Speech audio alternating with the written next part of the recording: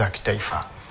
Mamlaka ya manunuzi nchini inafanya tathmini ya jinsi ya kuwalinda wazabuni wazalendo kwa kutoa upendeleo maalum kwao kwa ajili ya kuwajengea uwezo na ushindani wa kimataifa.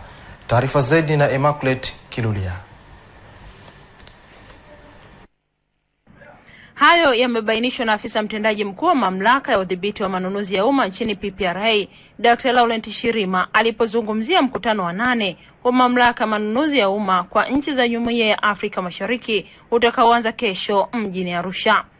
Dr. Shirima amesema wazabuni wazalendo wanashindwa kupata zabuni za kimataifa kutokana na kuwa na uwezo mdogo wa ushindani, hivyo wanadhamiria kuwajengea uwezo sambamba na kuwapa upendeleo maalum ili waweze kushinda zabuni za kimataifa za ndani ya nchi na nje ya nchi.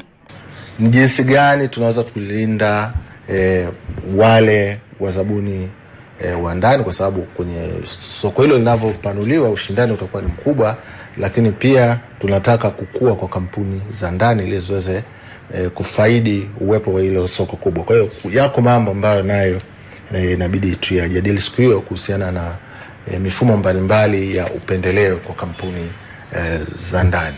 Mwenyekiti wa bodi ya PPRA Balozi Martin Lubanga amesema madhumuni ya mkutano huo ni kuboresha shughuli za manunuzi ya umma na ajenda kuu ni kuanisha sheria, taratibu na kanuni za manunuzi ya umma kwa nchi zote za Jumuiya ya Afrika Mashariki ziweze kwenda sambamba na muungano wa sarafu hiyo. Kanuni za manunuzi nazo zinapaswa zifanane.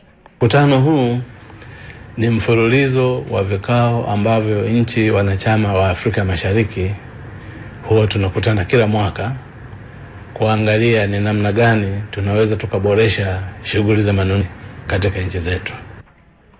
Kwa upande wake, katibu mkuu wa Wizara ya Fedha Dr. Silvicius Likelile amesema ununuzi wa umma unatumia zaidi ya 70% ya bajeti ya nchi za Afrika Mashariki, hivyo ni muhimu kwa manunuzi ya umma katika nchi hizi kuzungumza lugha moja na kutoa changamoto kwa zabuni wazalendo kugangamala kuchangamkia zabuni za nchi zote, vinginevyo tunaweza kujikuta faida kubwa ya zabuni zikaishia kuwanufaisha wazabuni wa nchi za wenzetu. Jambo linalozungumzwa hapa ni swala la ununuzi wa umma. Na ununuzi wa umma kama unavyojua unachukua sehemu kubwa sana bajeti zetu, karibu 70% ya bajeti hizo. Lakini tutakuta kwamba utaratibu wa manunuzi katika nchi zetu hizi bado haufanani. Kila nchi na taratibu zake na sheria zake. Sasa kama jumuiya, lengo liwe daima kuhakikisha kwamba haya yote yanaendana.